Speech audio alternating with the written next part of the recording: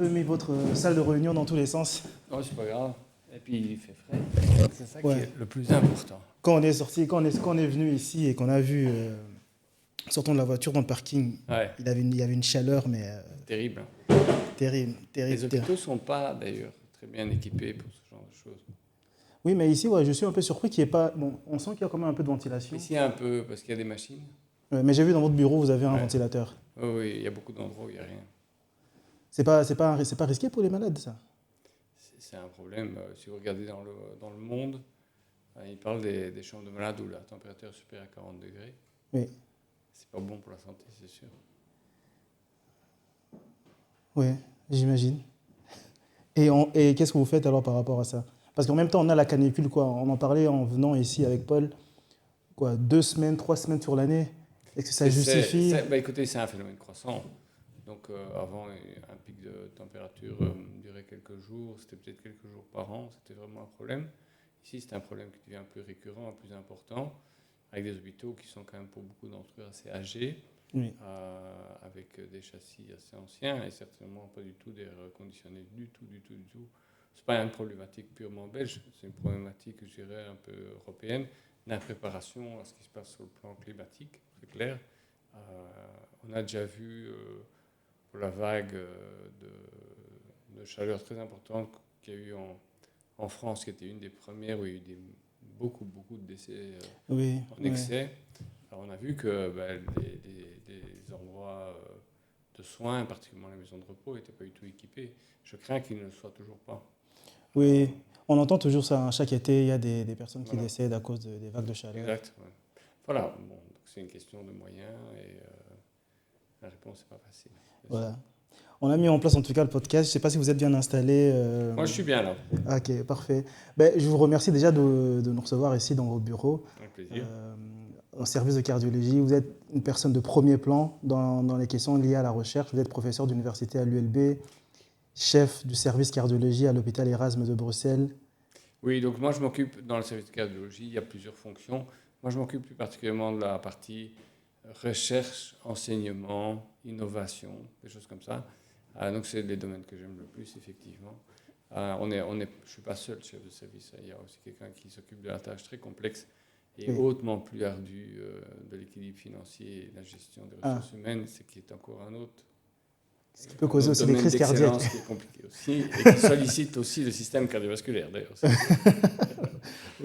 Comment on devient chef de service cardiologie à l'hôpital Erasme? Ah, écoutez, je pense enfin, si je reprends ma carrière, parce que maintenant j'ai quand même eu quelques dizaines d'années de passé dans cette institution. Donc, en ce qui me concerne, je pense que les choses se succèdent finalement, essentiellement par ce qu'on aime et ce qu'on apprécie. Donc, on en parle parfois encore avec mes enfants. Moi, j'ai commencé la médecine sans très bien savoir pourquoi. On n'avait pas de médecin dans la famille. Ma sœur, plus jeune que moi, elle voulait absolument faire la médecine. Et voilà, je m'entends bien avec ma sœur, je me suis dit pourquoi pas. Voilà, je vais faire ça. Mais j'avais fait plutôt une filière qui était mathématiques physique à l'école secondaire. Voilà. Et alors, j'aimais bien le monde du vivant aussi, donc voilà. Et puis, j'ai été étonné moi-même des notes que j'avais en médecine, en fait. Oui. Donc, voilà, j'aimais bien, et j'étudiais parce que j'aimais bien, mais pas pour avoir une note importante. Et puis après, voilà, on avait des bonnes notes, mais j'étudiais pas pour les notes. C'est parce que juste j'aimais cette histoire. Je trouvais ça chouette, cette matière. Elle était bien enseignée, je trouvais que tout était important.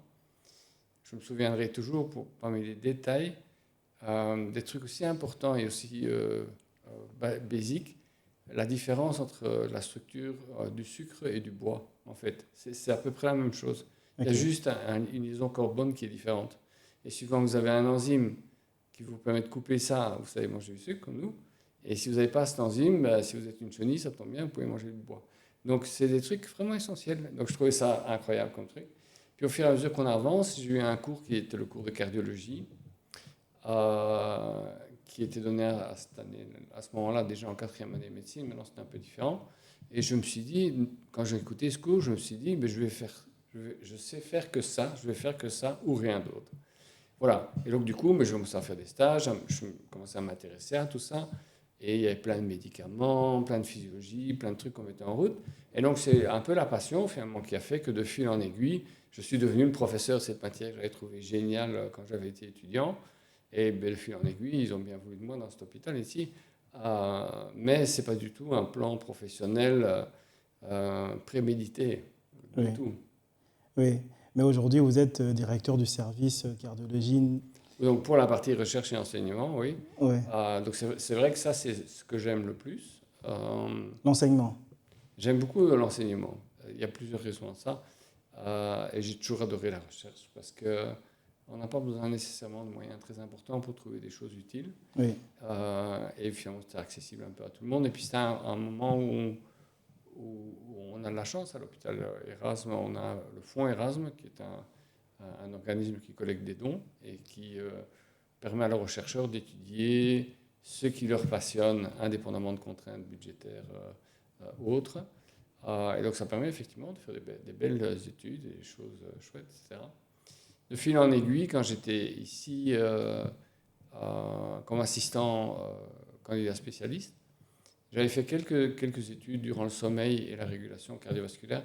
Je trouvais on nous enseignait beaucoup la partie d'éveil, mais finalement, on dort un tiers de notre vie. Et puis, en médecine, il y avait très peu d'enseignements sur ça, donc ça m'intriguait. Puis j'ai fait quelques papiers qui ont été remarqués aux États-Unis.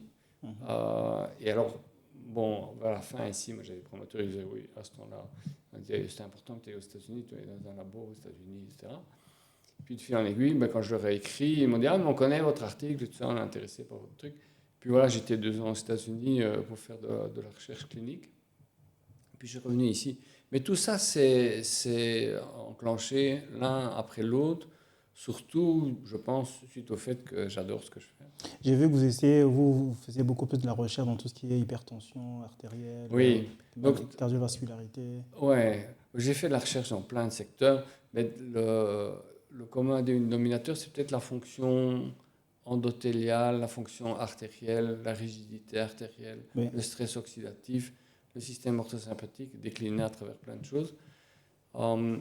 Aussi en médecine, et ça reste vrai, c'est un paradigme qu'on essaie de changer maintenant, c'est pas facile. Je trouvais que on était surtout dans la prise en charge des dégâts occasionnés par les maladies, plutôt qu'essayer de prémunir les gens oui, sur les effets délétères de j'ai du diabète, je ne le sais pas, et j'ai des problèmes artériels, ou je suis hypertendu, je ne le sais pas, on le découvre quand je fais une thrombose cérébrale, ou j'ai plein de cholestérol, ça ne donne pas de symptômes, sauf quand je fais un infarctus. Donc, encore maintenant, on attend quand même, dans les faits très souvent que la pathologie, que les facteurs de risque s'expriment à travers une maladie, pour ensuite se dire, ah, ben oui, il est à haut risque, il faut absolument faire quelque chose. Donc il y a une inertie importante sur plusieurs dizaines d'années avant que ça arrive, et il y a là des moyens, je dirais, substantiels de prévention qui existent, mais qui sont difficiles à mettre en œuvre. Mais je pense que parfois aux étudiants, quand je donne mon cours et qu'on a un peu le temps, je dis, vous savez, je pense que dans 100 ans, ils riront de nous, je crois, parce qu'ils diront, voilà, à ce temps-là, dans ces temps reculés de l'ABCD de la médecine, ben on laissait le cholestérol remplir toutes les artères. Et puis une fois que les artères se bouchaient, on disait, ah, ben vous avez trop de cholestérol, maintenant on va la baisser. Au lieu de prévenir l'histoire.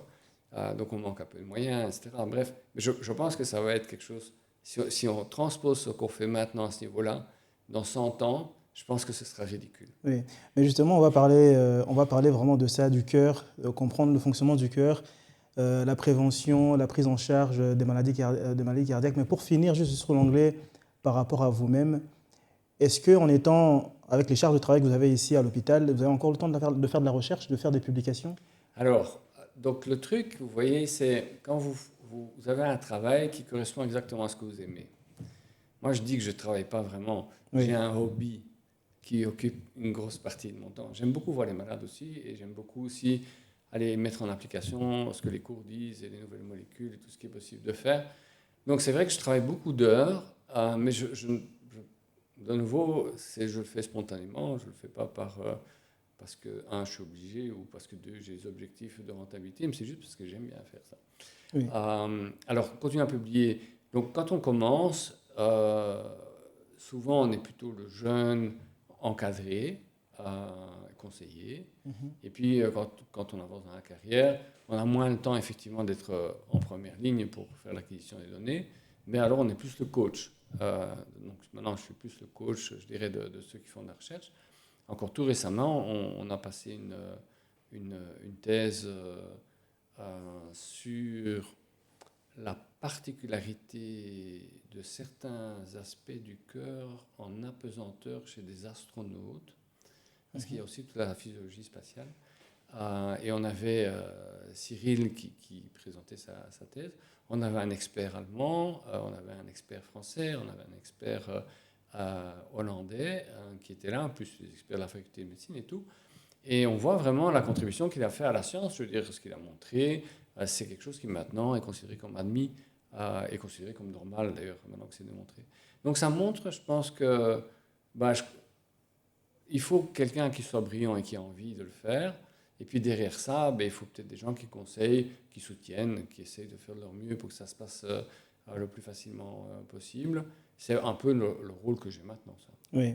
Maintenant, pour revenir spécifiquement au cœur, pour des personnes qui n'ont pas beaucoup de connaissances en médecine comme moi je ne vais que voir le médecin quand j'ai des problèmes, donc je ne connais pas du tout. Je me suis dit en préparant cet entretien, cette discussion avec vous, c'est que pour mieux comprendre les maladies du cœur, c'est d'abord bien de comprendre comment le cœur fonctionne. Oui. Comprendre tout le processus de fonctionnement du cœur et tout ce qui peut ne pas bien aller, qui expliquerait les maladies. Voilà. Est-ce que vous pourrez nous aider à comprendre le cœur? Alors, bah, écoutez, le cœur, c'est compliqué parce que d'ailleurs, il faut quand même 6 années de spécialité après la médecine pour Oui. maîtriser ça plus ou moins complètement. Et encore, il y a des sous-spécialités dans la cardiologie. Pour revenir juste sur la partie d'enseignement général, l'impression qu'on a, nous, c'est que sortent du secondaire des adolescents qui ne connaissent pas la première cause de décès dans leur pays et qui ont des notions, je dirais, de maladies extrêmement rudimentaires. Ils ont des notions très basiques, et c'est déjà bien, peut-être de physiologie, cardiovasculaire, dans la biologie, etc. Il y a quand même certaines choses, mais ils ne savent pas ce que c'est un infarctus, ils ne savent pas que le tabac c'est mauvais et comment. Et il y a beaucoup d'infos en fait qui manquent. Quand on parle au ministre de la Santé sur ce point, ou aux autres membres du Parlement, etc., puisqu'on fait aussi des démarches vis-à-vis d'eux à ce sujet, ils nous disent on comprend votre problématique, bien sûr, elle est importante, mais n'oubliez pas que, je ne sais pas, le taux d'erreur et de faute d'orthographe, quand on a 18 ans, c'est une catastrophe à certains endroits, et qu'il y a aussi même des bases plus générales qui ne sont pas satisfaites non plus. Donc la problématique est complexe. Donc le problème, c'est que quand vous abordez l'âge adulte sans notion de base, ça devient encore plus difficile à appréhender. Donc moi, je suis un avocat pour un enseignement très général, très simple, je dirais de la physiopathologie, des choses juste de base, les plus fréquentes, que les gens sachent. Et l'idéal, je pense, c'est qu'on connaisse ces chiffres. Qu'est-ce que c'est cette histoire? En fait, pour la partie facteur de risque cardiovasculaire, si chacun pouvait savoir quel est son cholestérol, quelle est sa tension artérielle, quel est son niveau de sucre, connaître son poids, sa taille, calculer s'il est en excès pondéral ou pas, il peut déjà savoir s'il a un risque ou pas. Et alors savoir qu'on a un risque, c'est ça qui peut enclencher la démarche proactive pour réduire son risque. Mais si on compte rien, on mesure rien et on est dans l'ignorance complète, c'est un peu ce qu'on voit actuellement. Mais justement, excusez-moi de vous couper, vous parlez de cholestérol, vous parlez de cardiovascularité. Pour beaucoup, c'est des termes, voilà, on entend ça peut-être dans les séries américaines, on ne sait pas très bien ce que ça veut dire. Qu'est-ce que ça représente réellement au niveau de l'organe et des mécanismes de transmission du sang via le cœur et par le cœur? C'est super compliqué, mais on peut simplifier. Donc, quand j'essaie d'expliquer aux patients, on peut essayer de simplifier ça par rapport à des choses de la vie de tous les jours. Vous pourriez imaginer que le cœur, effectivement, est une pompe qui amène un liquide qu'on appelle le sang à circuler à travers des organes pour y apporter différentes choses, dont notamment le transport d'oxygène qui vient de l'atmosphère, et puis 2, pour retourner après au poumon, pour envoyer là-bas dans l'air le dioxyde de carbone qui a été produit par le métabolisme, et plein d'autres choses. Donc il y a une espèce de circuiterie qui tourne et qui irrigue nos artères. Si on est à un état de méduse et qu'on flotte dans la mer, on n'a pas besoin de ça. Parce que là, vous êtes en contact avec l'oxygène de l'atmosphère, l'élément vivant est relativement petit, on n'a pas besoin d'une circulation très élaborée. À partir du moment où vous vous isolez du monde liquidien, le challenge est différent, évidemment. Donc ça, c'est la base du truc. Maintenant, il faut comprendre qu'il y a différents niveaux de pression là-dedans, que pour atteindre ce niveau de pression, il y a différentes étapes aussi dans le cœur qui permettent de monter en puissance progressivement pour franchir soit une circulation artérielle où le niveau de tension est élevé, la résistance est forte, soit au niveau pulmonaire, franchir plutôt un système de résistance très basse pour arriver à faire couler rapidement le flux et éliminer les gaz dont on ne veut plus et prendre l'oxygène dont on a besoin. Donc tout ça, c'est un peu compliqué quand même. Et alors derrière ça, il y a les artères coronaires, il y a les valves, elles ont chacun leurs caractéristiques. Et puis derrière ça, vous avez toute la biochimie, toute la biologie, tous les facteurs de risque, comment ils agissent, comment le cholestérol interagit avec la paroi des artères et tout. Vraiment, pour avoir une bonne idée de ce qui se passe, ça prend quand même plusieurs heures de cours. Il faudrait tout un séminaire, peut-être sur tout un semestre de cours à l'ULB pour comprendre vraiment le fonctionnement du cœur et tout ce qui... Je pense que ben non, là aussi, les temps ont changé. Donc, ce qui est bien maintenant, c'est qu'on peut trouver de l'enseignement de qualité accessible pour tout le monde, notamment l'intelligence artificielle. Bon, elle ne fait pas d'erreur, je dis à condition qu'on pose bien les questions. Ça vous fait des schémas aussi. Il y a des gens qui sont des vulgarisateurs, il faut quand même faire attention où on va, mais qui peuvent aussi illustrer très bien différents concepts. Je pense que comme dans mes enfants, il y avait une émission, je ne sais pas si elle existe encore, je ne crois pas, ça s'appelait Jamy. Jamy, oui, voilà. Épicurieux, oui. Eh bien, oui. Jamy expliquait très bien aussi, de manière Oui. très illustrée, des concepts. Très éducatif, oui. Voilà. Et là, je pense qu'il y a aussi la circulation cardiovasculaire, par exemple. Donc, je veux dire, des sources d'informations, je pense que si on les cherche, on les trouvera. Et plus le temps passe, plus c'est accessible, je dirais. Oui, mais aujourd'hui, ce qui est intéressant de savoir, c'est de comprendre, je pense que tout le monde a les notions un peu de base de ce à quoi sert le cœur, il pompe le sang, il fait circuler le sang, il ramène l'oxygène et tout ça. Mais vulgariser tout ce qui peut ne pas aller avec le cœur, tout ce qui peut cacher les problèmes, c'est peut-être ça aussi qui est... Oui, donc en fait, si vous voulez, dans les causes de décès, ça change un peu au cours du temps et c'est différent un peu entre les hommes et les femmes, c'est un peu différent entre le centre du pays, le nord et le sud, bref, il y a des variations un petit peu d'une année à l'autre. Ce que je constate en tout cas, c'est que d'une part,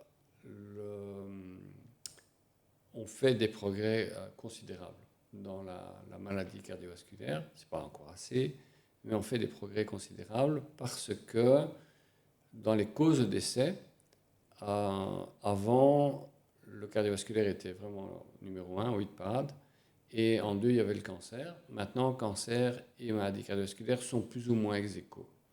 Alors vous allez me dire, ex aequo, c'est peut-être parce que l'un et l'autre ont augmenté. Non, non. Ce qui se passe, c'est que les événements cardiovasculaires diminuent en pourcentage.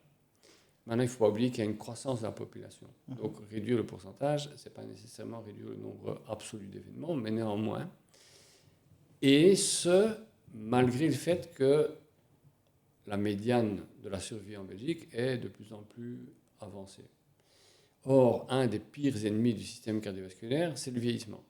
Okay. Donc, vous voyez que malgré le fait que nos concitoyens, quand ils ont de la chance, deviennent plus âgés, et qu'ils augmentent leur facteur de risque cardiovasculaire par ce biais, néanmoins, en pourcentage, on a de moins en moins d'événements. Donc ça montre dans un milieu potentiellement hostile qu'on arrive quand même encore à marquer des points. Et quand on regarde, je pense que quand j'ai commencé à donner cours, il faudrait revoir les chiffres, c'est très approximatif, je crois que la mortalité cardiovasculaire, c'était quelque chose comme 30% ou 33% des décès. Je crois que de nos jours, c'est 23 ou 22%. ce qui, en nombre absolu d'événements, est quand même quelque chose de considérable. Ce n'est pas qu'on n'a pas fait de bénéfices non plus en termes de traitement et du diagnostic du cancer. Mais donc, il y a quand même une tendance qui est favorable.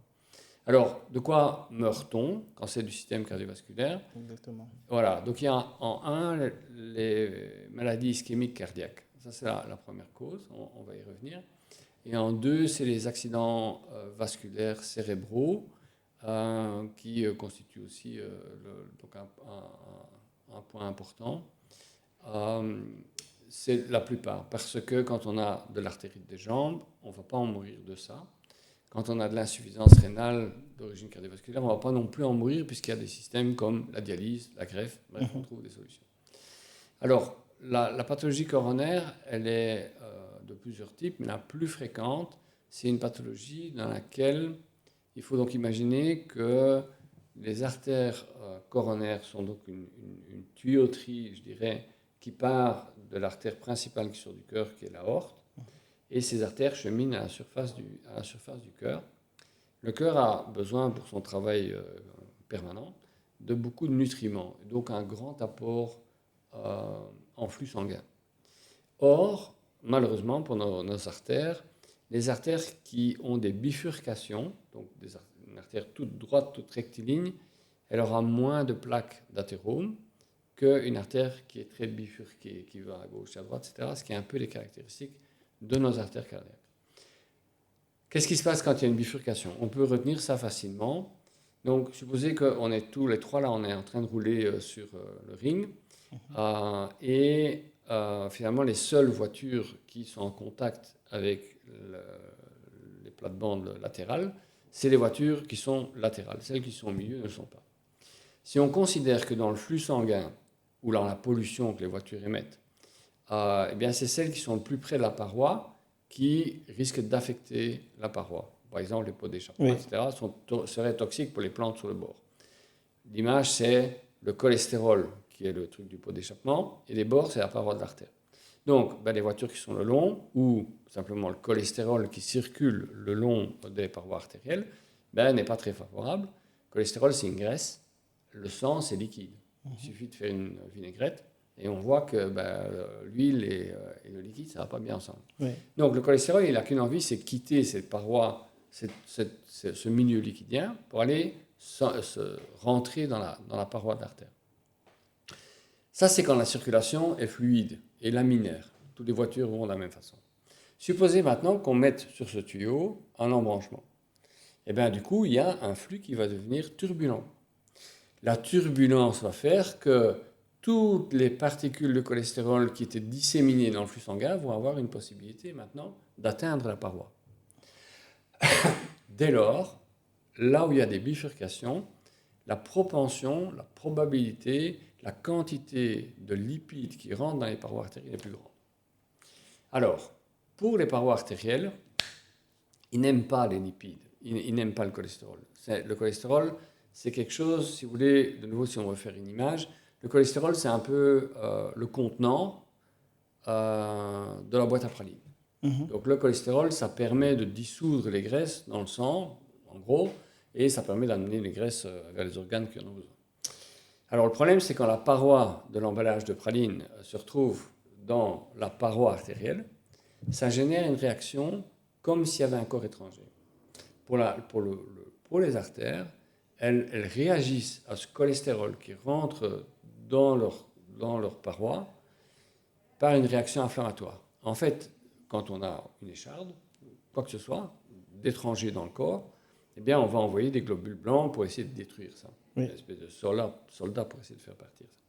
Eh bien, l'organisme fait la même chose. Il va essayer d'envoyer vers le cholestérol, qui est arrivé, comme on l'a vu, dans la paroi de l'artère, des soldats qui sont des globules blancs pour essayer de détruire ça. Problème, c'est que le cholestérol qui s'oxyde avec l'oxygène qui est dans le sang est plus fort que toutes nos braves cellules inflammatoires. Et donc, l'une après l'autre, elles meurent toutes au combat, les pauvres, et l'organisme ne cesse d'envoyer là toujours plus de cohortes de pauvres soldats globules blancs qui finissent par mourir dans ce théâtre de combat. Au fur et à mesure, ça génère de l'inflammation, les débris cellulaires sont toxiques, les enzymes que les globules blancs sécrètent pour essayer de détruire le cholestérol, ben, ils ne sont pas bons non plus pour la paroi. Et donc, pour finir, vous allez avoir, au fil du temps, une accumulation progressive de lipides dans la paroi de l'artère. Très longtemps, ça ne va rien donner. Les gens ne vont rien remarquer. Parce qu'un élément qui a mis beaucoup de temps à être compris, c'est le fait que, par exemple, on allait voir un cardiologue, même de nos jours, vous allez voir un cardiologue, vous faites un check-up complet, vous allez sur le vélo, vous faites l'échographie, tout va bien. Voilà, monsieur, parfait, pas de problème. Vous avez un peu trop de cholestérol, un peu trop de tension, un peu de machin, tout, mais pour l'instant, ça va. Ça n'empêche pas qu'on peut faire sur le parking après une mort subite sur une thrombose coronarienne. Oui. Alors, comment c'est possible? La raison est la suivante. C'est que dans le conduit artériel, le dépôt se fait, si vous voulez, dans la paroi et n'obstrue pas la lumière dans beaucoup de circonstances. C'est la paroi qui est fragilisée par tout ce qu'on a dit comme combat à l'intérieur, qui peut à certains moments se fissurer et la paroi émet alors des composants perçus par la circulation artérielle comme étant une blessure. Exactement comme quand on se coupe. La blessure génère une égratignure, va générer la formation d'un caillot. Pour l'artère, c'est le même mécanisme. Voilà, le mécanisme qui est mis en route, c'est celui de réparation d'une blessure. Et donc, sur cette zone qui est lésée, arrivent tous les facteurs de coagulation. Et donc, vous partez d'une artère ouverte, une autoroute, et vous vous retrouvez quelques secondes après avec une artère complètement occluse. Et donc, l'évolution à bas bruit de la pathologie coronaire, c'est ça.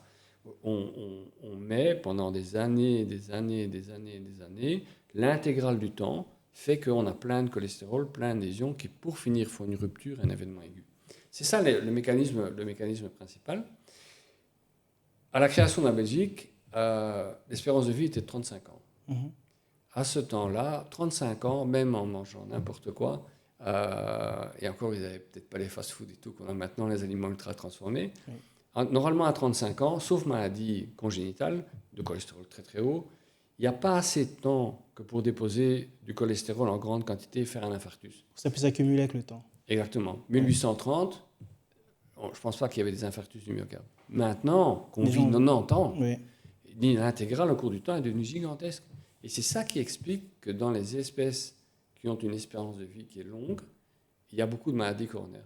Si vous regardez la vie d'une souris, c'est, je sais pas, un an, un truc comme ça, on n'a pas de modèle de souris qui fait des infarctus spontanés. Le temps est insuffisant pour accumuler dans une vie normale de souris du cholestérol. Donc ça, c'est l'infarctus, c'est la notion principale de l'infarctus. Alors, on a dit le cholestérol rentre dans les parois. Il y a des parois qui sont plus fragiles et d'autres qui sont moins. Donc vous pouvez avoir une quantité de cholestérol identique, plus qui rentre ou moins. Qu'est-ce qui fait que la paroi devient plus perméable? C'est d'autres facteurs de risque qui accompagnent ça. Par exemple, avoir trop de tension artérielle, quelque part, on peut imaginer, ça pousse ce qu'il y a dans le liquide vers l'extérieur. Avoir du diabète, c'est très mauvais, ça induit de l'inflammation et tout ça. Les cellules qui font la paroi de l'artère, elles n'aiment pas du tout le diabète, donc elles sont plus perméables aux lipides aussi. On peut avoir, qu'est-ce qu'on peut avoir encore? La sédentarité. Par exemple, le fait de ne pas bouger fait que le flux sanguin sur les artères est peu important. Quand on fait un exercice physique, le flux sanguin augmente dans les artères. On sait que ça répare les artères. Il y a un mécanisme de protection des artères et de réparation qui disparaît avec la sédentarité. Etc., etc., etc. La pollution atmosphérique, tout ça altère, si vous voulez, la perméabilité et favorise le passage de lipides. Et donc, comme ça, nous, on a parfois des patients qui ont un cholestérol assez haut, mais il ne leur est encore rien arrivé du tout. Et il y en a d'autres qui ont un cholestérol moins haut, mais ils ont eu plein de problèmes. La génétique joue aussi. Si dans le papa, la maman, bref. Oui. Mais justement, on allait parler de ça, on allait revenir sur ça. Quand vous avez parlé du fait qu'on a souvent peut-être un cholestérol élevé, mais qu'on ne s'en rend pas compte parce qu'on n'a peut-être pas eu assez de temps, c'est aussi le fait de la jeunesse. On est jeune, on fait un peu n'importe quoi. Mais ça apparaît naturellement avec le temps, vu que ça s'accumule avec le temps. Oui. Ça m'a fait penser à cette histoire de... C'est pas dans le même ordre d'idée, mais c'est dans le sens qu'on a peut-être des problèmes. Vous avez dit qu'on peut aller voir un médecin, un cardiologue, on voit qu'il n'y a aucun problème. Vous allez sur le parking et c'est mort subite. Oui, ça m'a fait penser... exagéré.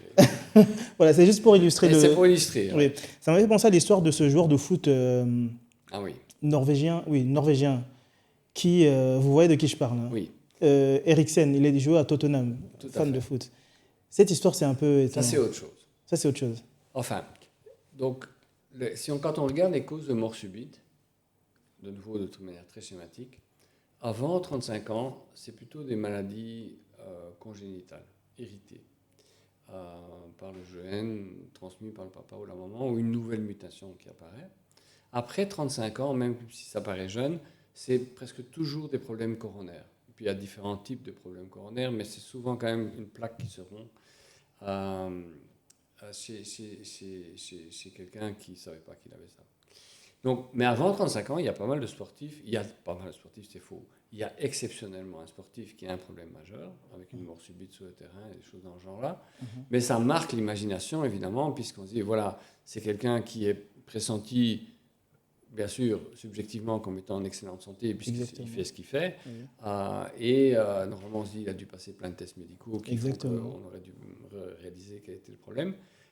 Et donc, ça impressionne. En plus, c'est souvent parfois des gens qu'on admire pour leur performance. Et donc, on est émotionnellement aussi affecté par ça. Donc, ça se comprend, bien sûr. En fait, l'épidémiologie change un peu en fonction des pays. Mais donc, pour ceci, la cause la plus fréquente, c'est probablement une maladie génétique qu'on appelle la cardiomyopathie hypertrophique.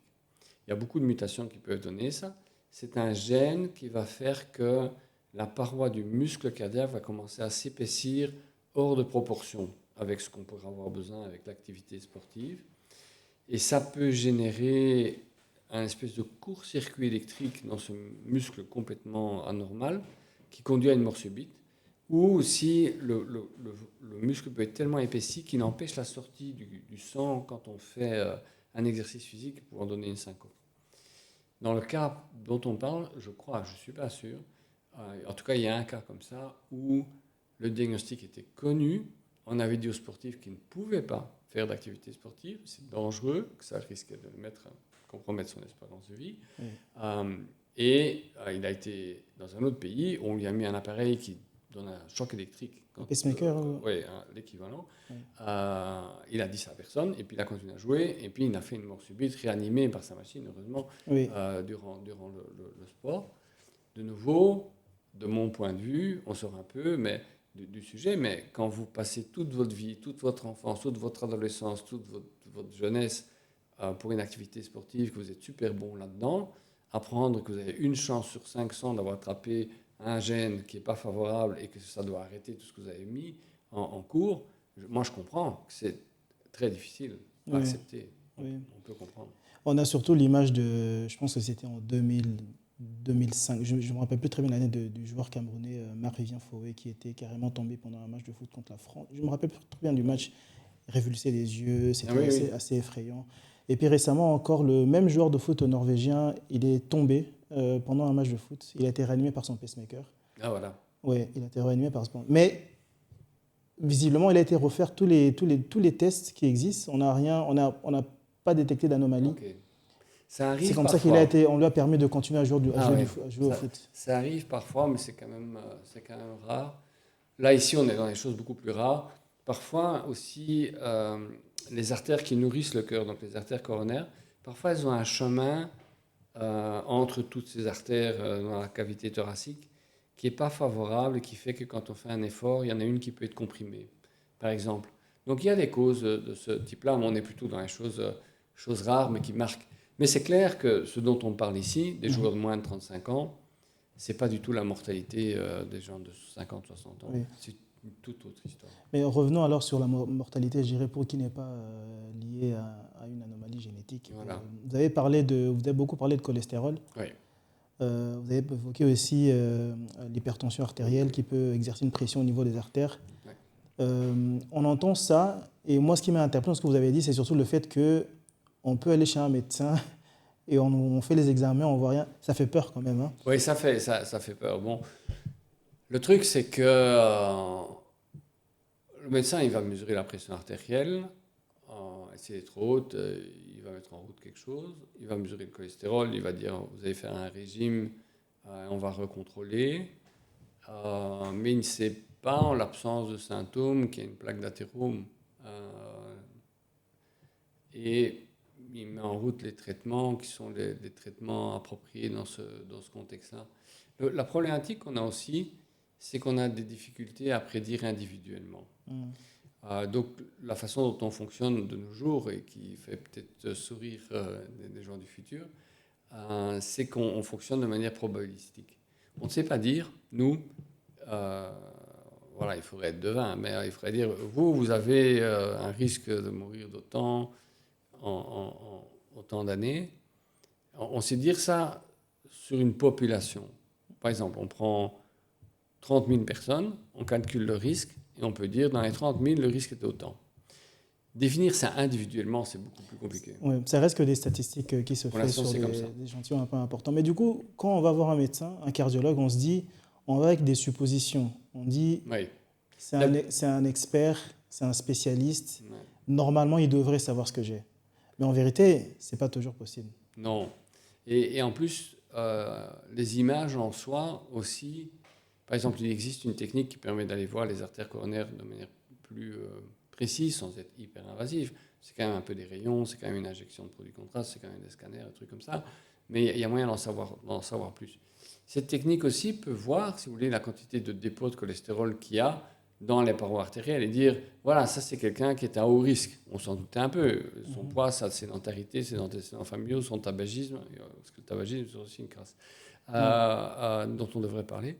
Et même ce scanner-là, qui voit des plaques, il sait dire, voilà, le risque est autant, mais il ne sait pas dire, vous n'aurez rien dans les 10 jours qui viennent, et vous aurez quelque chose. On ne sait pas prédire de nos jours. Il y a moyen, avec des techniques expérimentales, de voir des plaques très inflammatoires, vous voyez, qui sont très molles, etc. On sait qu'elles sont plus à risque. Mais de nouveau, individuellement, on ne sait pas dire. Donc, si vous voulez, on a une attitude standardisée en fonction du risque du patient. L'idée aussi pour nos dirigeants étant que plus le risque absolu de quelqu'un est grand, plus 30% de réduction de ce risque va prévenir des événements. Donc, pour chaque euro que je mets dans les 30% de réduction, je préviens plus de maladies. J'améliore plus la santé. C'est ça l'idée qu'il y a actuellement. Parce que les mesures préventives réduisent en pourcentage à peu près de manière similaire le risque cardiovasculaire. Le truc, c'est la valeur absolue. Si vous avez, je ne sais pas moi, un risque sur 30 000 de faire un problème dans les 10 ans, vous réduisez ça de 30%. On prévient presque rien. On va traiter plein de gens avec plein de pilules et on aura, dans les faits, presque pas de prévention. Si vous avez un risque sur 2, que vous réduisez de 30%, vous êtes extrêmement bénéficiaire en termes de les coûts sont moindres pour la société. Et donc c'est pour ça qu'on fonctionne actuellement en fonction de probabilité. On est dans telle classe de probabilité, alors on agit plus ou moins fort en fonction de ça, parce que derrière ça, il y a un rapport coût-efficience. Oui. Donc, pour clarifier encore ce point, donc quand on parle des maladies cardiaques qui ne sont pas issues de problèmes génétiques, au fait, encore une fois, on a beaucoup parlé du cholestérol tout à l'heure. Est-ce qu'on peut considérer que la plupart des maladies cardiaques, certains qui se prononcent avec le temps, comme vous l'avez dit tout à l'heure, sont issus principalement du mode de vie des gens?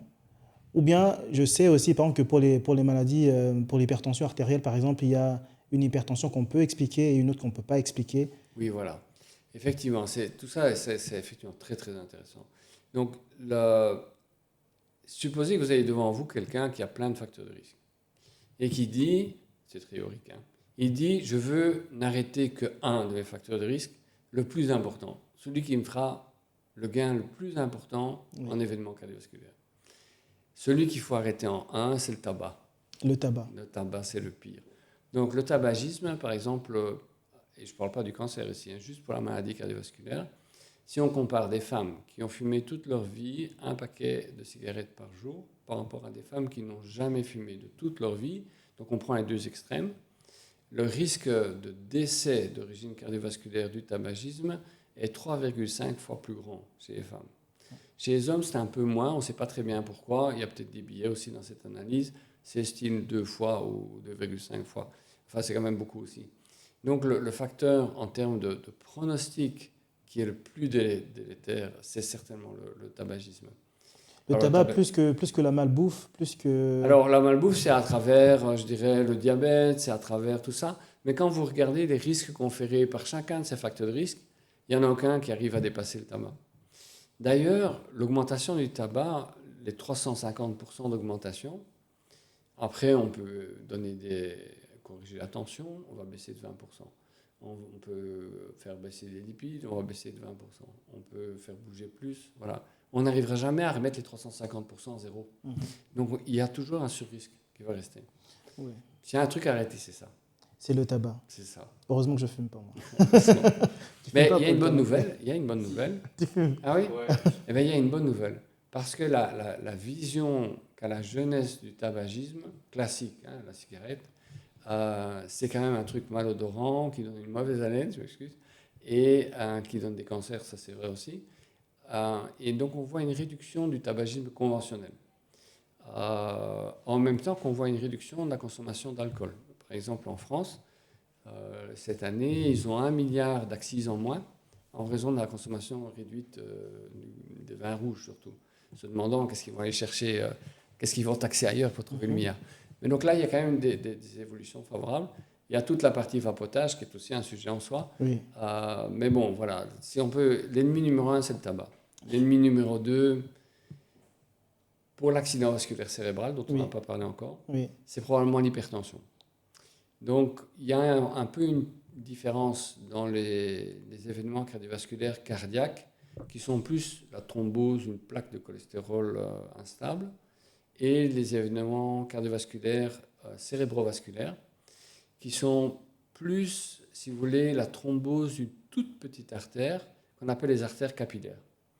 Les artères capillaires, c'est une invention géniale, c'est comme un petit chemin de campagne dans lequel les globules rouges, qui sont comme des petites masses comme ça, en fait, roulent à la queue leu l'un derrière eux, nécessairement lentement, parce qu'il leur faut le temps pour donner l'oxygène au cerveau et prendre le gaz carbonique que le cerveau ne veut plus donner du glucose, plein d'autres trucs. C'est tout petit capillaire. Là, il n'y a pas de place pour mettre des plaques d'athérome. Il n'y a pas de lésion de cholestérol à cet endroit-là. Ce qu'il y a par contre, c'est que quand la pression est trop haute, il y a un système qui permet d'éviter que ça se transmette sur les petits capillaires cérébraux, mais ce système est facilement dépassé. Et donc les capillaires, en l'occurrence, vont essayer de se protéger eux-mêmes contre cette pression trop haute en développant une fibrose. Donc c'est un mécanisme un peu différent, une hypertrophie, et finalement ces capillaires vont se thromboser. Or, un capillaire, un tout petit vaisseau, ça peut être responsable d'une zone de 1 cm² au niveau du cerveau, dans laquelle passe toute la commande nerveuse, par exemple, pour la sensibilité d'un corps. Et donc, les accidents vasculaires cérébraux sont dans un cas sur 3 fataux, on décède. Dans un cas sur 3, ils laissent un handicap permanent. Et dans un cas sur 3, on récupère. Et là, le mécanisme est un peu différent. Parfois, il y a des grosses plaques de cholestérol qui se fragmentent et envoient des emboles qui peuvent aller boucher les artères aussi. Il y a d'autres arythmies cardiaques encore, il y a plein de choses. Mais en gros, pour l'hypertension, c'est un peu ça le mécanisme. Mais avant de venir sur l'hypertension, j'aimerais rester un tout petit peu sur tout ce qui est cholestérol et mode de vie, j'ai envie de dire. Vous avez beaucoup parlé de statistiques, de fait de prédire, d'être en mesure de prédire en fait, des maladies d'un point de vue global, mais pas individuellement. Mais justement, quand on entend ces chiffres, ça ne reste que des statistiques. Moi, j'en ai fait un peu. Je sais que les statistiques, voilà, ce sont des tendances. Mais la plupart il y a beaucoup de gens qui fument, par exemple, toute leur vie et qui vivent très longtemps. Voilà. Et il y a beaucoup de gens qui font beaucoup de malbouffe et qui vivent longtemps. Et si on entend le message des médecins qui disent, d'un point de vue de la santé publique, au niveau des agrégats, c'est bien que les jeunes arrêtent de fumer, c'est bien d'arrêter, ainsi de suite. C'est pas imposer trop de restrictions en fait à des gens en vérité, alors qu'on sait qu'il y en a beaucoup en vérité qui vivent très longtemps. Non, c'est très intéressant. En fait, il y a un biais cognitif dans tout ça, c'est très intéressant à étudier aussi, parce que la personne qui survit en fumant, elle marque notre esprit, évidemment, mais toutes celles qui sont décédées qui fumaient, on ne les voit plus. Oui. Et donc, ça crée un sentiment d'exception qui devient un peu la règle, puisque finalement, on va trouver toute une série de personnes. Moi, j'ai des patients qui refusent, vous allez me dire pourquoi ils viennent voir le cardiologue, mais qui refusent de prendre tel médicament ou pas tel médicament. Enfin, parfois, c'est très subjectif dans tout ça. Et malgré qu'ils ont des taux vraiment mauvais, ils ont, parce qu'on va voir, ils ont des plaques de cholestérol, tout ça, un peu brinque-ballant de ci, de là, mais ça ne donne pas de symptômes pour l'instant, voilà, et on croise les doigts. Donc il y a cette impression.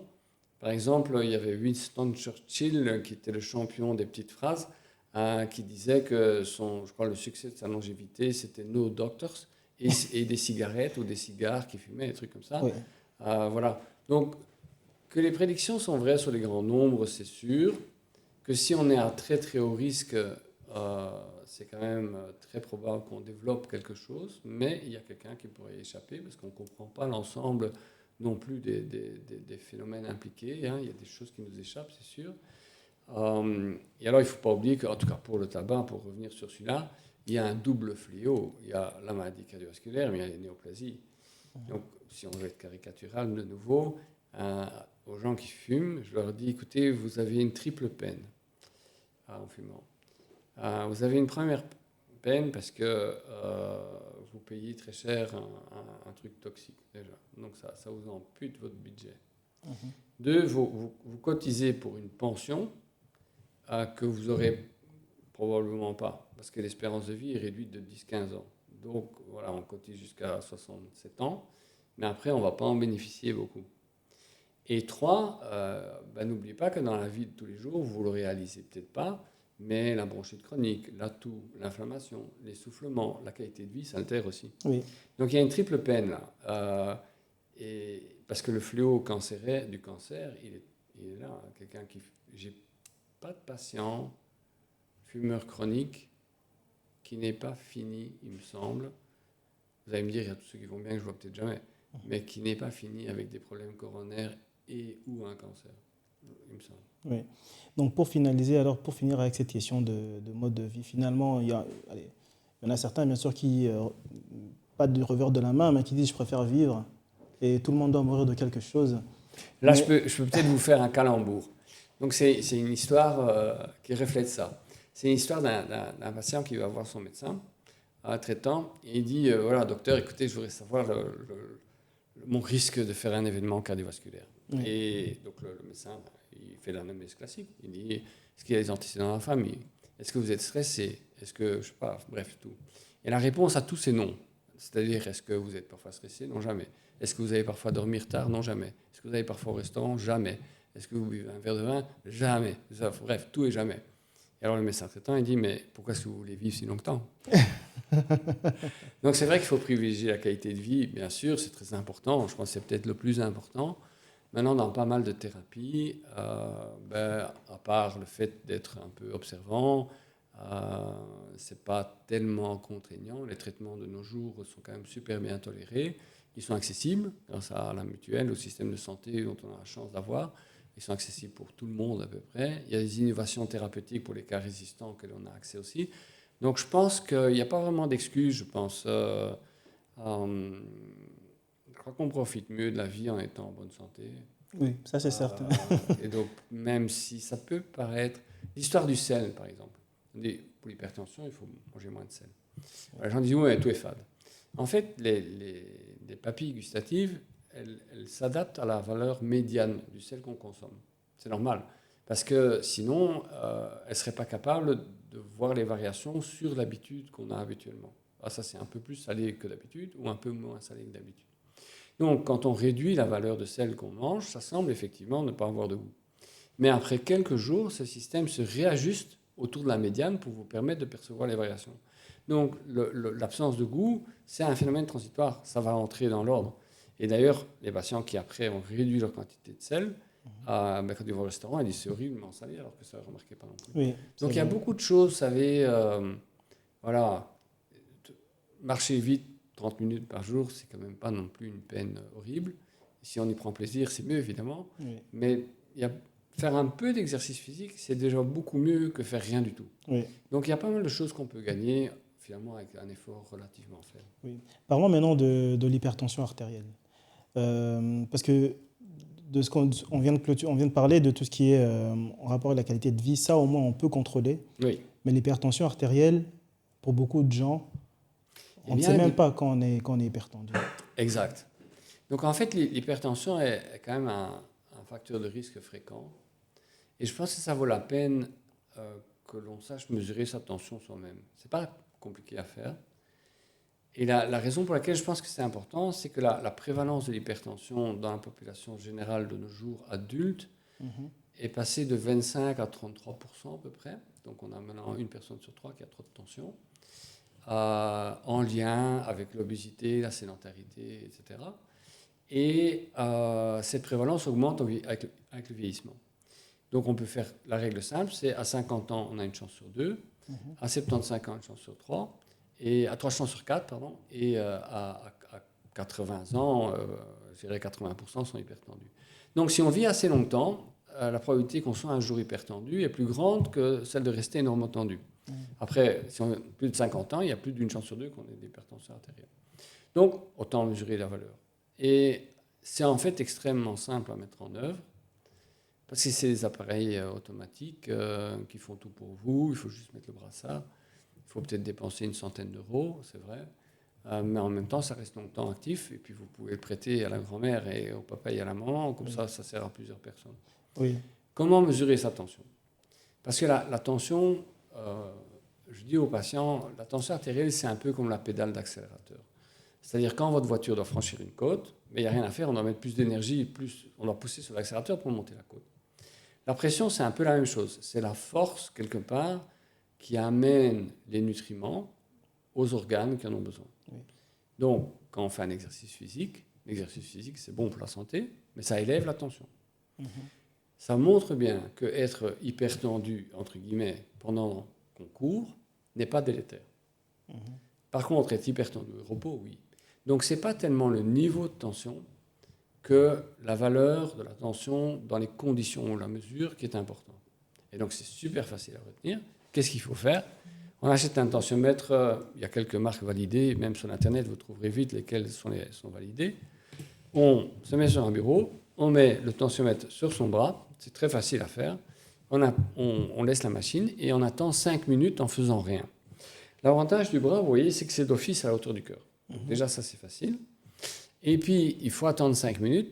Si on essaie de mesurer toutes les minutes, on va voir que chaque minute est plus basse que la précédente. Et après 5 minutes, on atteint, si vous voulez, un plateau qui est le niveau de tension habituel. Ce plateau, c'est facile à retenir, c'est en fait 2 chiffres, comme la systolique, qui est la crête de la vague, et la diastolique, le creux de la vague, ce en dessous duquel on ne descend jamais. La systolique, c'est en dessous de 135, c'est écrit sur la machine. La diastolique, c'est en dessous de 85. Si on est au-dessus de 135 et ou au-dessus de 85, dans les conditions qu'on a décrites, on a l'hypertension. Donc, pour 100 €, vous savez mesurer votre tension toute votre vie et vous savez déterminer à quel moment on serait hypertendu. Et c'est un facteur majeur d'accident vasculaire cérébral. Mais c'est facile à mettre en œuvre. Oui, j'aimerais revenir sur les chiffres justement de la mesure de l'hypertension. Je sais qu'il y avait des études aux États-Unis il y a quelques années, certainement il y a longtemps, où les valeurs justement de la systolique, les 2 valeurs avaient été revues. À la baisse. À la baisse, ouais. Exactement. Ouais. Il y a des gens qui supposent, par exemple, que diagnostiquer quelqu'un de l'hypertension parce qu'il est à du 13 ou à du 14, c'est un peu exagéré, entre guillemets. Je suis d'accord. Non, moi je suis d'accord avec ça. Si vous voulez, le risque conféré par l'hypertension, c'est un risque exponentiel. Donc, quand on est aux alentours de 135, 140, 145, le risque n'augmente pas beaucoup. C'est très léger. Pas beaucoup. Non, pas beaucoup. Mais juste, donc, c'est-à-dire, est-ce qu'une personne qui a été diagnostiquée, du coup, qui fait régulièrement du 14, je vais dire 14 pour la simplicité, qui est diagnostiquée hypertension, est-ce que c'est un mauvais diagnostic? Non. En fait, donc, la valeur normale dépend un peu des conditions dans lesquelles on la mesure. Donc, la meilleure, je pense, c'est celle à la maison au repos. Chez les médecins, quoi qu'on fasse, c'est toujours un peu stressant, malgré tout, on n'est pas chez soi. Là, la valeur normale reste 140, 90. Donc, c'est un peu plus haut. Donc, si on a 143, effectivement, on a un tout petit peu trop. Alors, l'excès de risque individuel conféré par 143, c'est très peu. En fait, quand on monte dans les chiffres de tension, le risque augmente exceptionnellement. de manière exponentielle. Ok. Donc à 160, le risque est important. Il est 180, le risque est très important. À 150, il est léger. À 140, il est modeste. Le problème aussi dans ça, c'est qu'il y a deux aspects dans ceci. Il y a l'aspect personnel. J'ai 143, c'est pas bien grave. D'ailleurs, il ne faut pas prendre de médicaments. Je mange moins de sel, je bouge plus, je perds du poids, ce sera réglé. Par contre, il y a l'aspect de la population. Parce que dans la population, la plupart des hypertendus sont des hypertendus légers. La distribution, c'est une gaussienne. Et la gaussienne, si vous voulez, elle est centrée aux alentours de 150. Donc, il y a beaucoup de personnes avec une hypertension très légère, mais chacun contribue un peu, quand même, aux événements cardiovasculaires d'un pays. Et on peut montrer que, par exemple, baisser dans une population la tension systolique de 2-3 mm, pas beaucoup, ça réduit déjà le nombre d'accidents vasculaires cérébraux de 5%. Parce que sur le grand nombre, finalement, ça abaisse le risque. Et le nombre est pas mal abaissé. C'est pour ça que pour les hypertendus légers, on doit agir par des campagnes de santé. Ça, c'est plus la santé publique. Agir sur les grands nombres. Oui. Faire tout un effort à ce niveau-là pour que on mange tous mieux, on mange tous moins de sel, on bouge tous plus. Ça aura un effet, un impact majeur. L'individu, lui, c'est plutôt l'individu qui est à très haut risque. Et lui, il faut le repérer. Voilà. Alors 160, on ne le sent pas nécessairement. Et c'est ceux-là qu'il faut trouver. Et c'est ceux-là, ils ont vraiment besoin d'un traitement. Et rien que les mesures hygiéno-diététiques, ça ne suffira pas à normaliser. Donc, ce qu'il faudrait en vérité pour des personnes qui sont hypertendues, il faut mesurer la croissance au fait de... Alors je pense qu'il ne faut pas mesurer qu'une fois, c'est vrai. Oui, plusieurs fois et voir comment est-ce que ça évolue sur le temps. Par exemple, mesurer ça une fois par an dans les conditions qu'on a vues, à condition qu'on se souvienne, on a rangé le tensiomètre. C'est pas mal, je pense, vu la prévalence. Vous savez aussi que notre compréhension de tout ça a fort changé. Dans les années 1980, on pensait qu'avoir une tension qui augmente avec le vieillissement, on pensait que c'était normal, parce que c'était très fréquent. Tu vois, quand on a 60 ans, on a une tension à 160, 70 ans, 170, bref. On ne traitait pas ça. C'est en Belgique notamment, pas uniquement, mais notamment en Belgique aussi, que des études ont été faites chez des personnes donc au-delà de 60 ans, cette population croissant de manière importante, avant il n'y avait pas beaucoup de gens comme ça, qu'on a réalisé qu'en fait la valeur normale elle ne change pas avec le vieillissement. Et à 80 ans, on doit encore toujours être certainement en dessous de 160 ou 150 mm de mercure. Donc c'est toutes des nouvelles notions aussi qui évoluent. Et par exemple, le cholestérol il a tendance à monter aussi avec le vieillissement pour plusieurs raisons. Chez les femmes, il y a le statut de la ménopause qui est défavorable. Chez les hommes, il y a leurs bons points qui s'accumulent, la sédentarité et tout ça. Ce n'est pas pour autant que ces valeurs plus hautes sont acceptables. Oui, mais vous avez dit que pour l'hypertension, la tension artérielle augmente quand on fait du sport, elle baisse d'un point de vue global. Pendant le sport, là. Oui, pendant le sport. D'un point de vue global, on peut adopter une attitude de traitement des masses, Oui. attaquer le problème d'un point de vue de la population. Mais cette forme d'hypertension, quand vous dites que ça peut s'arranger avec une hygiène de vie un peu plus saine et tout ça, mais il y en a une autre forme. Alors, donc là, on parle de 95% des hypertendus. C'est celle qu'on peut traiter avec Exactement. une hygiène de vie un peu plus saine. Exactement. Donc 95% des hypertendus, mais même ceux qui sont plus sévères, Oui. n'ont pas une cause bien précise comme facteur déclenchant. D'ailleurs, la preuve, c'est que quand on regarde la distribution, donc le pourcentage de personnes qui ont trop de tension en fonction du niveau de la tension artérielle, c'est une gaussienne. C'est-à-dire que ça augmente progressivement, puis on arrive ici, puis ça descend. Et il y a beaucoup de gens avec très peu d'hypertension et très peu de gens avec beaucoup d'hypertension. Mais la frontière, ce n'est pas une frontière, je suis normotendu, hypertendu. Il y a des gens qui sont, pour la pression de consultation, à 139, il y a ceux qui sont à 140, ils ne sont pas très différents. Et ce n'est pas qu'on a un groupe qui est à 120 et un autre groupe qui est à 180, vous voyez. Ce n'est pas comme j'ai une pneumonie ou j'en ai pas. Donc c'est un facteur de risque qui est proportionnel et qui affecte la majorité des hypertendus. Il y en a certains, ils n'ont pas de chance. Le papa et la maman ont transmis des gènes favorables, et il a trop de poids aussi, et il a mangé trop de sel, et plein d'autres choses qu'on ne connaît pas, parce qu'on ne connaît certainement pas tout, qui font que lui, il a une hypertension très sévère. Il y en a un autre, il a hérité peut-être que de quelques gènes défavorables, il en a peut-être moins, voilà. Donc, vous voyez, c'est un truc qui est progressif, je dirais, La tension artérielle, elle n'est pas normale ou anormale. Elle s'élève progressivement et il semble que plus c'est bas, quand on est en bonne santé, certainement, et qu'on n'a pas de symptômes, mieux ça vaut. Il vaut mieux avoir 120 que 130. Il vaut mieux avoir 130 que 139. Même si on est dans des variations qui sont légères ici. Et bien sûr, il vaut mieux avoir 140 que 180. Ça, c'est sûr, ça fait une différence majeure. Donc ça, c'est 95% des hypertendus. On appelle ça l'hypertension essentielle ou l'hypertension idiopathique. Toutes les professions ont un jargon. Et donc ça fait partie du jargon médical. Parce qu'en fait, essentiel, ça veut dire on ne sait pas pourquoi. Alors, on pourrait dire vous avez une hypertension, on ne sait pas pourquoi. Ça sonne moins bien qu'une hypertension essentielle. Mais ça veut dire la même chose. Oui. Ça, c'est 95% des gens.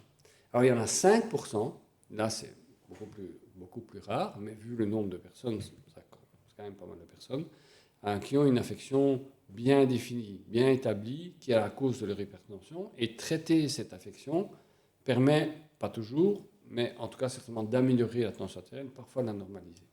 Mais ça, c'est plutôt les choses plus rares. Au niveau de la population, c'est l'HTA essentielle qui est la plus prévalente, quoi. Est-ce que dans la recherche sur ces maladies cardiaques, l'hypertension par exemple, essentiellement, est-ce que vous avez des tendances par rapport à une prévalence sur des groupes ethniques spécifiques? Je demande ça parce que je sais que on parle beaucoup de personnes d'origine africaine, comme moi, qui ont une forme de prédisposition. Je ne sais pas si on peut dire une prédisposition. Donc c'est un sujet très intéressant. Moi, j'ai beaucoup travaillé avec un collègue cardiologue camerounais, qui nous a malheureusement quitté, mais avec lequel j'ai beaucoup travaillé. Et lui, il était très intéressé par ses compatriotes du Cameroun. Et on a fait différentes études dans ce contexte-là, montrant que on est différents, mais on est égaux, évidemment. Mais on est différents dans la physiopathologie. Et probablement que certaines caractéristiques du fonctionnement du système cardiovasculaire sont aussi plus appropriées par rapport aux conditions dans lesquelles on vit. J'ai mon fils qui est revenu de vacances en Asie, et il me disait que 38 degrés avec 90% d'humidité, ça ne me dérangeait pas de mettre un jeans du tout.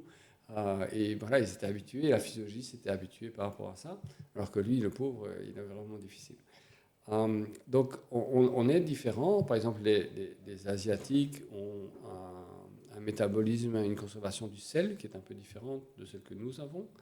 Avec mon collègue, on avait fait une étude qui montrait qu'il y a des médicaments qui peuvent dilater les artères, en fait, ou des agents pharmacologiques qui imitent des choses qu'on a en nous, naturelles, qui peuvent dilater les artères. Et on a montré, par exemple, que ces collègues camerounais, eh bien, pour la même quantité d'agents qui dilatent les artères, administrés, les Camerounais, ils dilataient moins que les Caucasiens qui étaient servis de contrôle.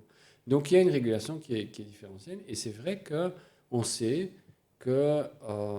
mais les données viennent surtout des Afro-Américains, qui sont surtout eux. Donc, on a beaucoup moins de données sur des personnes qui n'ont pas eu ce passé, qui est le passé des Afro-Américains, qui est quand même particulier. Mais donc, dans ce groupe-là, on peut suivre l'effet du vieillissement, par exemple, sur la prévalence de l'hypertension. Et on va montrer effectivement que ce qu'ils appellent les Afro-Américains, eh bien, ils deviennent hypertendus plus tôt que les autres groupes et la prévalence de l'hypertension augmente plus vite avec le vieillissement. Donc il y a plus d'hypertension artérielle chez le sujet africain. Le mécanisme précis n'est pas compris, mais notamment, par exemple, les capacités de vasodilatation. Le système rénine-angiotensine aussi, on a un système qui garde le sel et l'eau à l'intérieur de l'organisme. C'est plus ou moins actif, ce système. Chez les Afro-Américains, ce système est très, très efficace, très, très efficace. Et donc, comme ils ont une nourriture archi salée de tout ce qu'on peut imaginer là-bas, eh bien, ça induit une surcharge en sel qui fait monter la tension artérielle. Ils sont très sensibles à ça. Il n'y a pas que ça. Il y a encore d'autres phénomènes. Par exemple, au niveau socio-économique. Ils jouent beaucoup.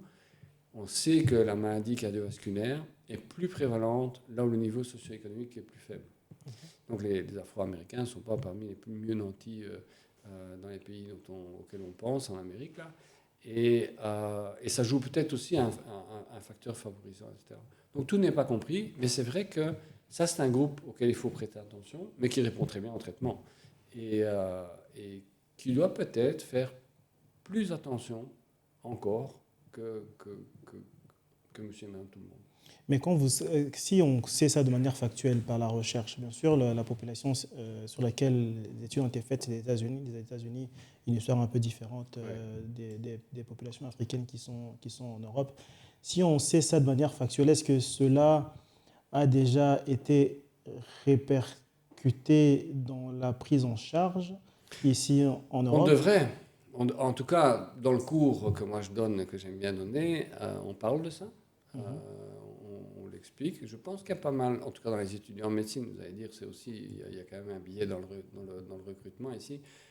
Mais donc je pense que c'est assez bien connu et on sait que c'est un groupe qui a besoin d'une attention plus particulière et qui répond mieux à certains médicaments qu'à d'autres. Donc il y a certaines classes d'antihypertenseurs qui vont mieux fonctionner chez eux et voilà, c'est pas un secret, hein, ça, c'est un truc qui est connu. Mais donc il y a une prise en charge un peu particulière qui doit être faite. Quand on allait au Cameroun visiter l'hôpital, le service de cardiologie, on voyait surtout des complications d'hypertension. C'est surtout ça qu'on voyait là-bas. On dit de l'hypertension que c'est la faucheuse silencieuse. Ouais. Oui, c'est vrai. Donc comme ça donne peu de symptômes, ça passe inaperçu. Et quand la tension est élevée, ça va vite faire effectivement des problèmes. C'est d'autant plus dommage, c'est pour ça que moi je dis il faut acheter un tensiomètre, c'est d'autant plus dommage que finalement les traitements ils coûtent 3 cents, ils sont bien tolérés, ils sont hyper efficaces, ils réduisent, baisser de 10 mm de mercure, donc entre je dirais le 150 et le 140, c'est à peu près 15% d'événements coronaires en moins et 30% d'événements cérébrovasculaires en moins sur une dizaine d'années. Sur 30 ans, c'est probablement la moitié de réduction d'événements. C'est hyper efficace et ça coûte rien. On va parler maintenant un tout petit peu de la prise en charge et de l'avenir de la recherche sur les maladies cardiovasculaires. Oui. Aujourd'hui, c'est quoi l'état de la recherche sur ça? Écoutez, on n'arrête pas de trouver des nouvelles choses. C'est ça qui est chouette dans tous les domaines, je pense, autour de la maladie cardiovasculaire, on trouve des tas de choses. Par exemple, pour donner un exemple récent, un des médicaments qui fait baisser le cholestérol, c'est les statines. Quand on regarde les statines, on trouve des tas de trucs, surtout faux, dans les médias. Mais c'est un traitement efficace pour faire baisser le cholestérol. Et dans les recommandations, on montrait qu'il y a un moment où quand on augmente les doses des statines, ça ne faisait pas baisser plus le cholestérol. C'est un médicament qui bloque le cholestérol, c'est un peu une chaîne de montage. Vous voyez, on commence avec les roues, puis on met truc, machin, et puis pour finir, on arrive à la molécule qui est compliquée. Et donc, là, dans la chaîne de montage, il y a la statine empêche une des machines de montage et ça réduit la production. Mais donc, on se dit que si on en donne beaucoup, on stoppe la chaîne de montage, le cholestérol devait devenir 0. Mais ce n'est pas comme ça. Et tout le monde se demandait pourquoi, en fait. Comment ça se fait que quand je donne quelque chose qui bloque, c'est comme si vous freinez à fond, mais votre voiture ne s'arrête pas, malgré tout. Il y avait quelque chose qui nous échappait. En fait, on a découvert, grâce à une famille qui avait une mutation, que quand on augmente les récepteurs qui prennent le mauvais cholestérol de la circulation sur le foie, ces récepteurs ont en eux un système qui conditionne leur autodestruction. Pourquoi? Allez savoir. Donc, le blocage de la production du cholestérol, la chaîne de montage, fait que le foie met des récepteurs pour prendre plus de cholestérol circulant. Et normalement, il devrait en augmenter tout plein, il devrait tout prendre. Mais on a découvert que dans ces circonstances, le récepteur contient quelque chose qui dit que cholestérol et lui, quand il arrive dans le foie, ils sont tous détruits. Tout récemment, on a découvert le mécanisme responsable de ça et on le bloque maintenant. Et grâce à ça, on arrive à baisser les taux de cholestérol à des taux qu'on n'a jamais réussi à faire. C'est tout récent. Oui. Un autre exemple, le diabète. Moi, j'aime bien cet exemple aussi. Le diabète, c'est un truc incroyable parce qu'il y avait deux visions. Je vous parle d'il y a quelques années, hein. On n'est pas très loin. Il y avait deux visions. Il y avait ceux qui disaient c'est important de contrôler le glucose dans le diabète, bien sûr, c'est le problème principal. Et il y avait un peu les cardiologues qui disaient le glucose, bien sûr, c'est essentiel, mais si on sait prévenir la maladie cardiovasculaire, c'est mieux, hein, quand même. L'industrie découvre qu'il y a dans le rein un endroit qui reprend le cholestérol qui est filtré et qui va vers les urines. Pour comprendre l'histoire, le rein, c'est un peu une passoire. Et vous avez le sang qui coule dedans, et il y a des petits trous, et grâce aux petits trous, ce qu'on n'a pas besoin s'en va par les petits trous vers les urines. Le problème, c'est que le glucose est tout petit. Et donc, tout notre glucose qu'on a en nous, eh bien, il passe dans les urines. Si ce système de récupération ne fonctionnait pas, on a tous glucose à zéro, on est tous morts. Donc, dans le rein, il y a comme ça, là, un pauvre ouvrier, une pauvre ouvrière qui passe son temps à ramasser ce glucose qui est filtré en permanence. Donc, les gens se sont dit, voilà une idée, on va bloquer ça en partie. Comme ça, le diabétique qui a de toute façon trop de sucre, trop de glucose, il va en perdre dans ses urines, et au total, il va perdre des calories, il va maigrir un peu, et son glucose, il va être amélioré. Voilà, on a un traitement pour le diabète. Nous, dans la communauté médicale, on disait, mais enfin, regardez à quoi ils sont prêts maintenant à faire uriner du glucose pour contrôler le diabète. Il n'y a pas moyen de trouver un truc un peu plus intelligent. Ça a été très bien accueilli par la communauté médicale. Aux États-Unis, pour des raisons XY, on ne peut plus faire d'études dans le diabète sans démontrer que le médicament n'est pas toxique pour le système cardiovasculaire. C'est ça qu'il devait démontrer. À la surprise générale, ce médicament réduit la mortalité cardiovasculaire. À la surprise générale. Et donc maintenant, on a un traitement qui permet, je dirais, de contrôler mieux le diabète, de faire maigrir un peu les gens, et en même temps de limiter les hospitalisations pour insuffisance cardiaque et la mortalité totale. Dernier exemple, récent aussi. On ne comprend pas. Certaines personnes mangent la même chose, ils font 120 kilos, que quelqu'un d'autre qui en fait 60. Oui. Pourquoi il y en a un, le pauvre, là, il ne peut rien manger, il grossit, et l'autre, voilà. On pourrait dire, oui, celui-là, là, il fait plein d'efforts, ou bien il est stressé, ou bien, je ne sais pas, machin truc, mais souvent, les regards ne sont pas très différents. Il y a plein de raisons à ça, mais une des raisons qu'on a découvertes, c'est que dans le tube digestif, il y a une hormone qui est produite, qui, en simplifiant, dit au cerveau, maintenant, ça suffit, tu as assez mangé. Alors, il y a ceux qui produisent beaucoup de cette hormone, ou il y a ceux qui ont beaucoup de récepteurs pour cette hormone dans le cerveau. On peut avoir un peu d'hormones, mais beaucoup de récepteurs, et être vite à satiété. J'en mange un peu, j'ai plus faim. Il y en a l'autre, il mange le paquet de spaghettis gigantesque. La compréhension de ce mécanisme a fait qu'on a su imiter ce signal du tube digestif qu'on sait administrer maintenant. Et donc les patients, grâce à ça, ils perdent du poids. Et en perdant du poids, ils se sentent quand même mieux, ils sont moins hypertendus, ils sont moins diabétiques, ils ont les genoux pas en compote, il ne faut pas opérer leurs genoux, ils n'ont pas d'apnée du sommeil. Je ne dis pas que c'est la panacée totale, mais on a aussi, grâce à une découverte semi-récente, un changement complet, je dirais, dans l'approche de l'excès pondéral. Ça, c'est un exemple. J'en ai des tonnes comme ça. Ça n'arrête pas.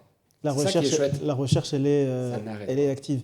Et la recherche, justement, l'état de la recherche, elle devrait pas, selon vous, aussi, et je ne sais pas si ça inclut cet aspect-là au niveau de la prévention, parce qu'on dit qu'il vaut mieux prévenir que guérir. Oui. Est-ce qu'au niveau de la prévention... Alors, au niveau de la prévention, le problème de la prévention, c'est que c'est une prévention qui est un peu une prévention de masse. Donc, si vous voulez prévenir, vous devez agir large. Ok. Et je ne suis pas sûr qu'à ce niveau-là, on puisse, par une action mécanistique, avoir une clé miracle qui permettra de régler le problème. Ça, je pense que c'est quand même au niveau de l'enseignement, à un niveau épidémiologique, qu'on doit essayer d'agir à ce niveau-là. Individuellement, dans des affections rares et très dangereuses, on peut de nos jours changer la manière dont l'ADN produit une protéine qui est toxique. On peut même changer l'ADN maintenant. On peut dire à l'ADN, on change de morceau qui pose un problème. Donc pour les affections rares, c'est possible, mais chacune de ces interventions, c'est des millions d'euros. Donc au niveau de la population, ce n'est pas possible. Je crois que le bon sens au niveau de la population, c'est agir au niveau des facteurs de risque cardiovasculaire, de manière générale, l'exercice, le poids, la malbouffe, le temps d'écran, tous ces trucs-là. Oui. Et peut-être, ou probablement même, que dans la prévention, on va pouvoir raffiner le risque individuel. Oui. Probablement. Moi, je pense qu'on va arriver vers ça. Parce que moi, je connais des gens qui lancent des startups pour combiner un peu technologie et prévention au niveau des maladies du cœur.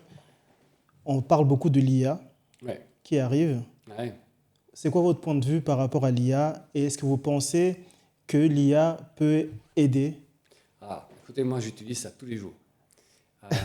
Tous les Oui. jours, et j'ai même 2 logiciels. Je ne veux pas dire que je les confronte, mais ils ont leurs caractéristiques et l'un, Oui. je trouve, peut aider l'autre. Enfin bref, je trouve qu'ils fonctionnent pas mal à deux.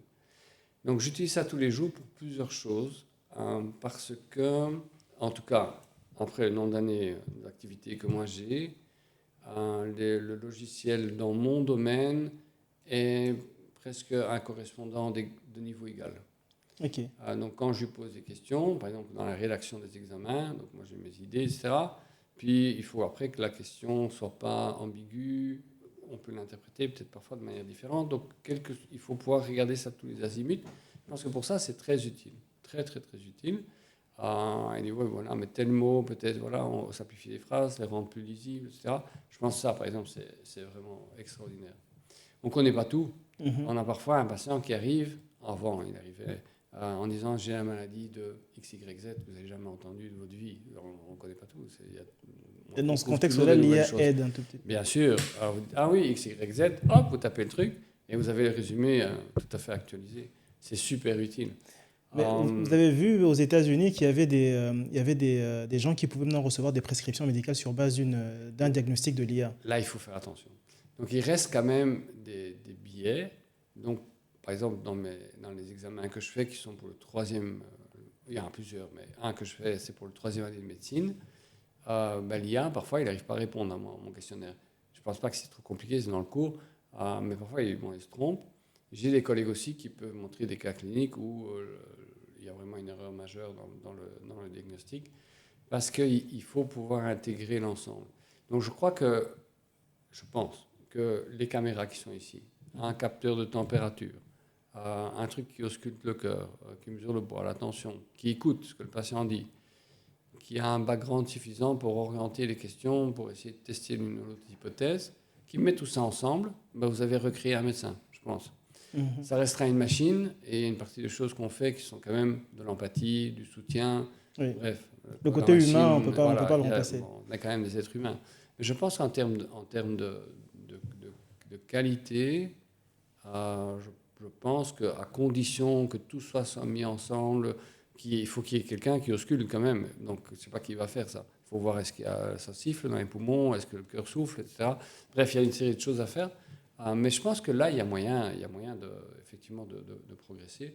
C'est utile pour la plupart de nos médecins. Et je pense aussi que c'est très utile pour les gens qui font de l'imagerie. Oui. Parce que l'imagerie, c'est un bel exemple. Donc, le scanner, vous avez tout découpe. Et le motif de l'examen, c'est on veut voir, par exemple, le cœur. Donc, le praticien, il va être surtout orienté sur le cœur. Il va jeter un coup d'œil peut-être sur les côtés, mais est-ce qu'il verra le jour où il est fatigué la fracture ancienne de la côte, qui est tout à fait sur le côté? Donc là, la machine a un avantage, je pense, par son caractère systématique. Elle a ses biais aussi. Et non, quand l'examen est de mauvaise qualité, par exemple, il n'arrivera pas à repérer qu'est-ce qui se passe. Mais le caractère systématique est une aide au radiologue. Les CG, nous ici, l'électrocardiogramme, on a un logiciel d'analyse de l'électro. Il va vous donner des diagnostics. La plupart du temps, ils sont justes, pas toujours.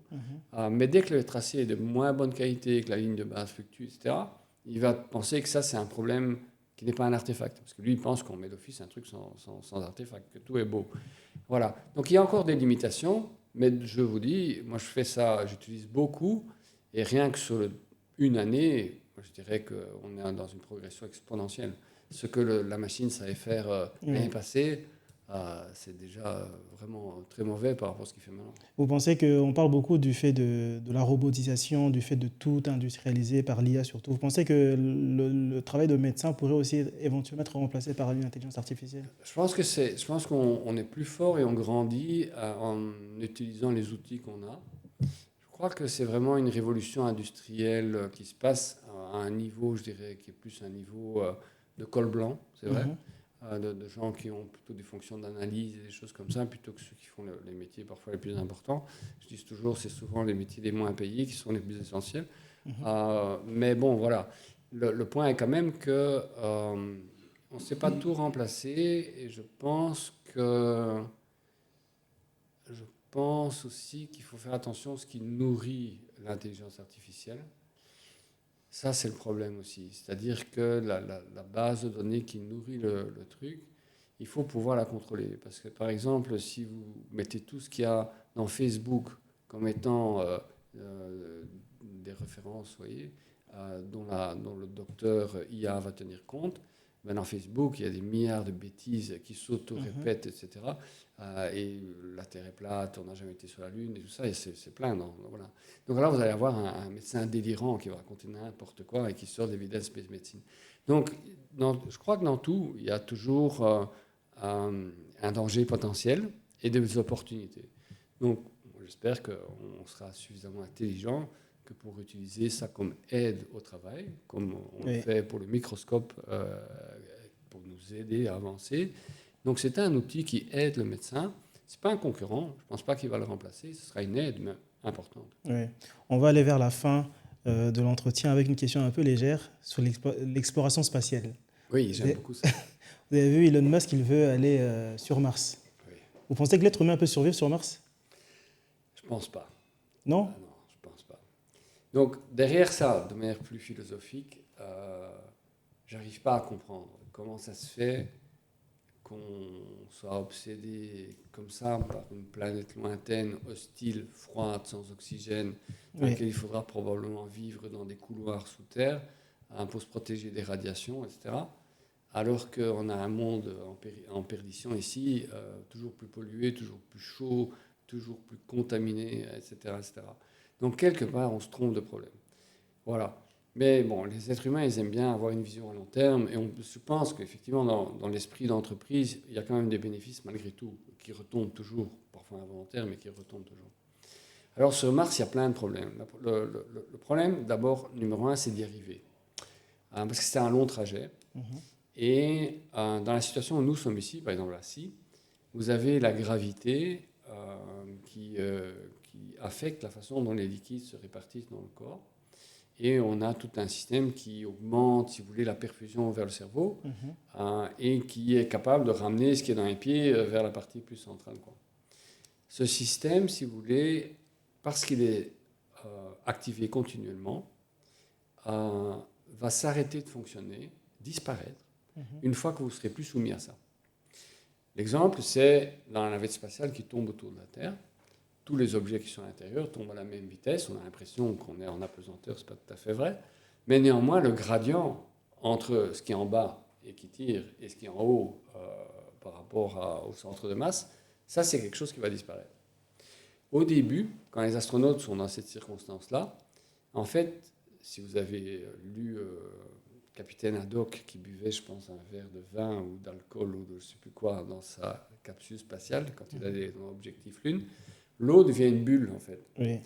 Donc, les êtres humains, ils ne se transforment pas tout à fait en bulle, mais l'eau qui est à l'intérieur, oui. Devient des bulles aussi. Voilà. Donc, ça va se rassembler dans le thorax, dans les veines du cou. Les gens vont s'assécher, et ici, au contraire, voilà. Puis, petit à petit, les gens vont perdre cet excès de liquide et ils vont se déshydrater relativement. Quand on fait ça pendant 6 mois, et puis qu'on revient sur Terre, si on n'a pas fait des exercices en permanence pour redistribuer ce fluide dans d'autres sens et maintenir les réflexes, vous ne savez plus mettre les gens debout. Parce qu'ils ne supportent plus la gravité terrestre, comme quelqu'un qui a été hospitalisé longtemps. Ça, c'est juste les changements de 6 mois autour de la Terre. Quand vous voyagez longtemps entre deux planètes, il y a aussi un autre phénomène qui est terrible, c'est l'irradiation. Nous, on est protégés par le champ magnétique de la Terre. Oui. Le champ magnétique qui nous protège très fort. Quand vous êtes dans la petite capsule, on ne sait pas la barder de plomb pour l'empêcher. Donc il y a un taux d'irradiation qui est terrible.